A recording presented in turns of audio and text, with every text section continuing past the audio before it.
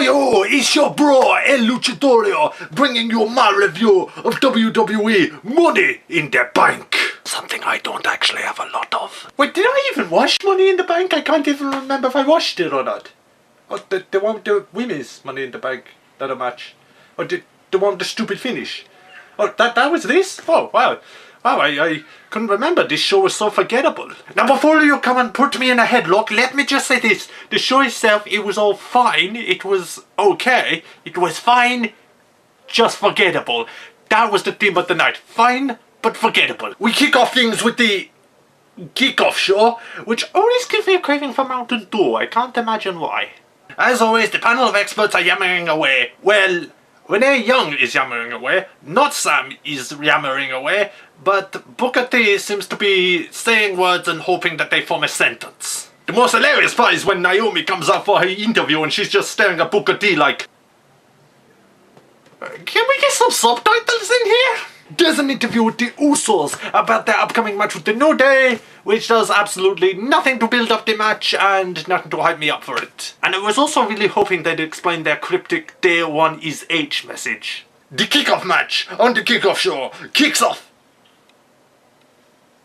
with the Hype Bros versus Los Matadores. I mean the Shining Stars. I mean the Colognes. That's right, Zack Ryder is back, baby, and he's here to take away all the singles momentum that Mojo Rawley was getting. What little there was of it. This match, it was the Hype Bros versus the Colognes. You do the math. It was fine. It's okay for the Kickoff show, but it was nothing special. Of course, because Zack Ryder coming back off an injury, of course the Colognes are working on the injured leg, because that's what you do when the wrestlers come back from an injury. You have the heels, they try and re-injure the injured limb. That was fine, but they did a little bit too much of that. I get it, that's how wrestling works. When someone comes back from an injury, you have the heels, they work the injury, because that's what's sweet, they want to re-injure them, get them out again. I get all that. They just played it up a bit too much. Then again, when has WWE ever cared about Zack Ryder? So the Money in the Bank pay-per-view kicks off properly with the first ever Women's Money in the Bank ladder match. This was such a historic and progressive moment. For the first time ever, we have women competing in a Money in the Bank ladder match. That shows some major progression by WWE, and I salute them for doing it. Then why the hell did you have one of the dumbest finishers in history? The match itself is fine. It's fine. It wasn't a blow-away Money in the Bank ladder match, but it was good and it showed that women can handle this kind of match, and everybody came off as being fairly strong. Until the end, which had Carmella lying on the floor next to a ladder. James Ellsworth comes up and you're like, come on Carmella, you gotta go get the briefcase, girl, you gotta get the briefcase. And then he gets this crafty look on his face. And he looks up at the briefcase. And we all know what's gonna happen here. James Ellsworth begins to climb the ladder. He begins to go for the briefcase. And I'm just in there going, okay, when's he gonna get knocked off? Come on, somebody come knock him off. Charlotte? Natalia? Anybody? Anybody got stop him from doing this? Because this is meant to be the women's match. James Ellsworth grabbed the briefcase. No, seriously. Tamina? Becky Lynch? Anybody? Anybody gonna stop him from doing this? Seriously, anybody?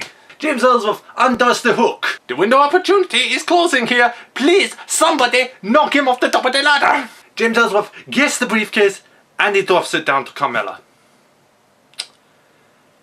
The first ever Women's Money in the Bank ladder match, something they have hyped as being one of the most progressive things they've done, was won by a man. Progressive! Aye. What is it with WWE and having men win the first ever women's versions of things? It makes the match lose all progressiveness and credibility when you have a man win the first ever women's match of something! What is worse is that on the following Smackdown, Daniel Bryan says this win is hereby negated and they're gonna have the exact same match on Smackdown next week! So what the heck was the point? Why even have the match on the pay-per-view at all if you're just gonna give the exact same match away for free on Smackdown? Ay. WWE are wrestling with logic here. I don't know what to do. This was such a stupid end to an otherwise alright match. But But then the New Day came out and I thought, oh, okay, maybe they'll cheer me up. So the next match is the New Day versus the Usos for the Smackdown Tag Team titles. The match is good, it has a lot of action, everybody gets to do something, everybody looks strong, and I was thinking, oh, okay, maybe this will make up for such a stupid finish in the opening match. Okay, maybe this will... The Usos just got themselves counted out. I've made my feelings towards title matches on pay-per-views ending in DQ or count-outs obvious before. It's just stupid. You can play around with it a little bit on the free show to build up the storyline, that's fine. But on the actual pay-per-view, it just feels unsatisfying. Even if you're gonna have the Usos cheat while the referee's back is turned, that would be a more satisfying ending, because at least that would be an ending. And it's done in such a stupid way as well. The Usos, they knock to the outside of the ring, and then they just decide, you know what, screw you guys, we're taking our titles and we're going home. That was it. That was it. They just took their titles, then they just slowly walked out. Brilliant start to the pay-per-view so far. In the months of this, we have another Fashion Police Fashion File segment, this time parodying Miami Vice, and it manages to be the most entertaining thing on this show. I don't know if that's a good or bad thing. They are sent a mysterious videotape by a tag team. What's that?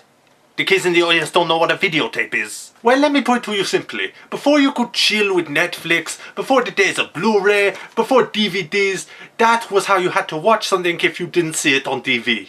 Anyway, the Fashion Police, they get a mysterious video from some strange tag team who are definitely 100% not the Ascension. No. This is a mysterious tag team. We don't know who it is. We don't know, but they say, meet us in the ring. And we are definitely not the Ascension. Definitely not. But meet us in the ring anyway.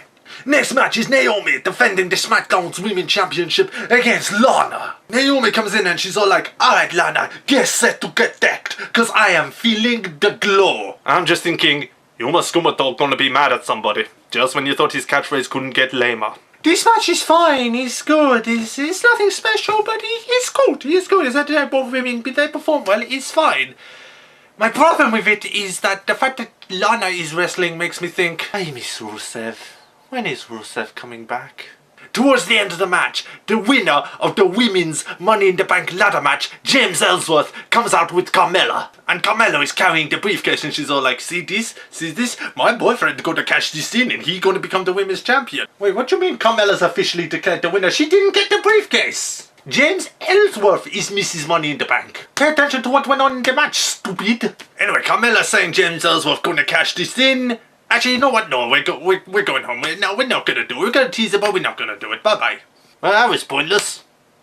When's Rusev coming back? Next match, WWE Champion Jinder Mahal. I still can't believe that is a real thing.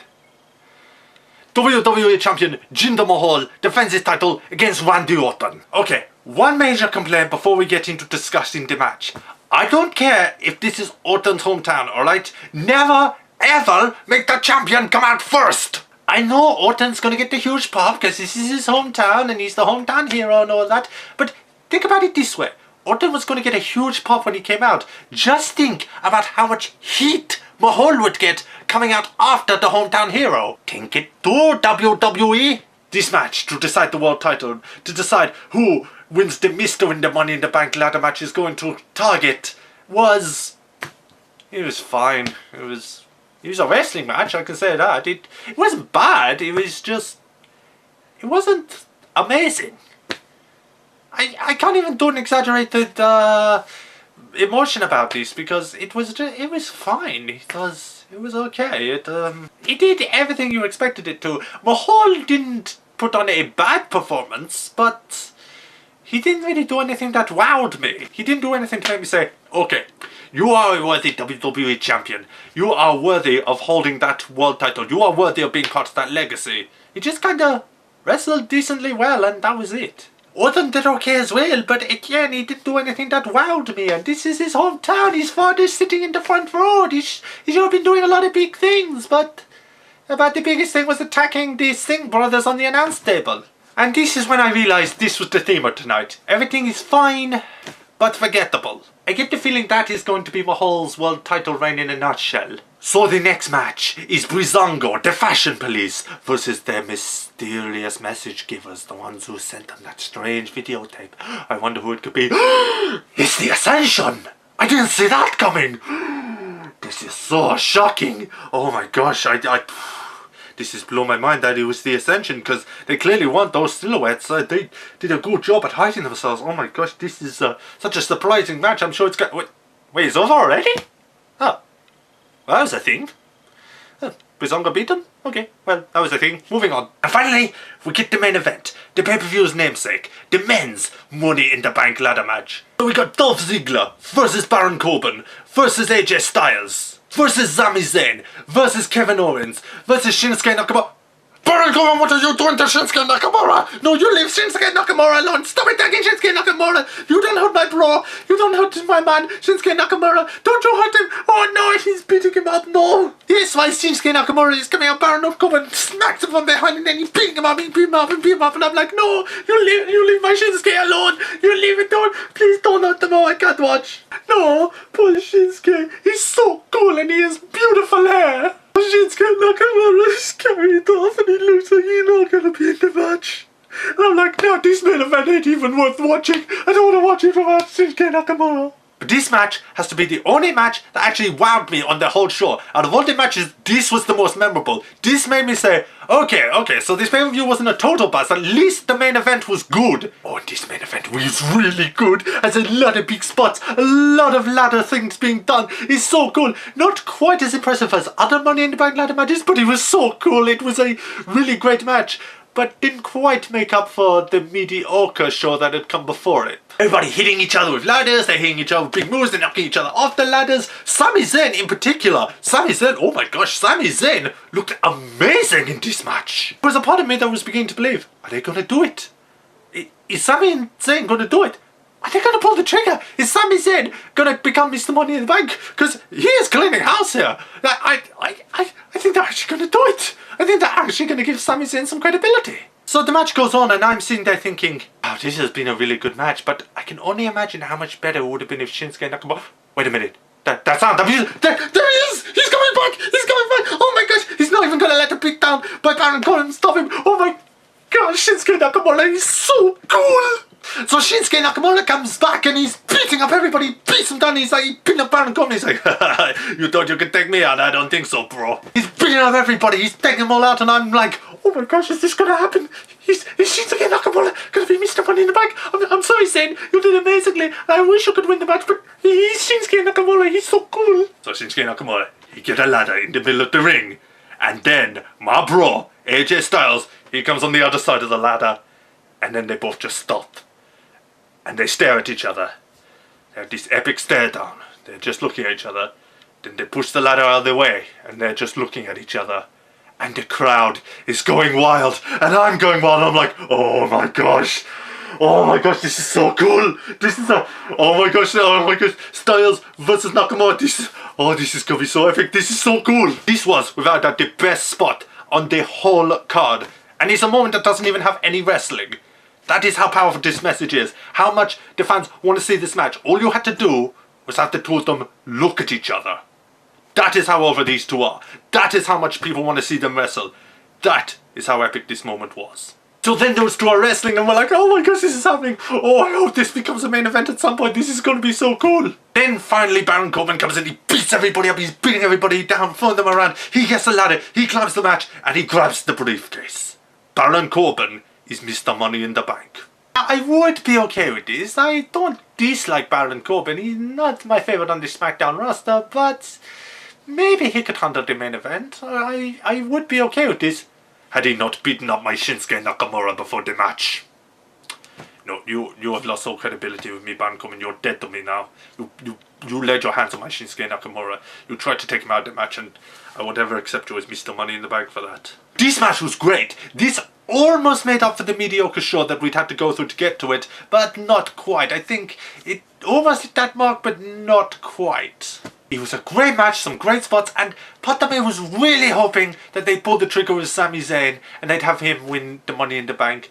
But Baron Corbin, I suppose it's not the worst outcome ever. But Corbin, you lay another finger on my Shinsuke Nakamura And you're gonna have to face a Luchadorio. You don't want to mess with the guy who beat Tommy Uno, Eddie Dos, and Henry Tres in a 3-on-1 handicap match. I don't speak strong bad all that well, but I'm pretty certain you just said you wrestled 3 characters from Thomas the Tank Engine. Yeah, bro, Saban Figure ain't the only person who can suplex a train. So overall, Money in the Bank, fine, but forgettable, saved only by its main event. It's a shame really, because Money in the Bank is an event I normally really like, so it's such a shame to have the actual pay-per-view be so... It just feels like another stepping stone on the way to SummerSlam, which, yeah, fine, that's what it's meant to be, but if it's not a fun journey to SummerSlam, then how do you expect me to get excited about SummerSlam? Really, I say, if you missed out on it, you weren't missing much. What's the next big event coming up? It's Raw that's got a pay-per-view next, isn't it? What's the next pay-per-view? Great Balls of Fire.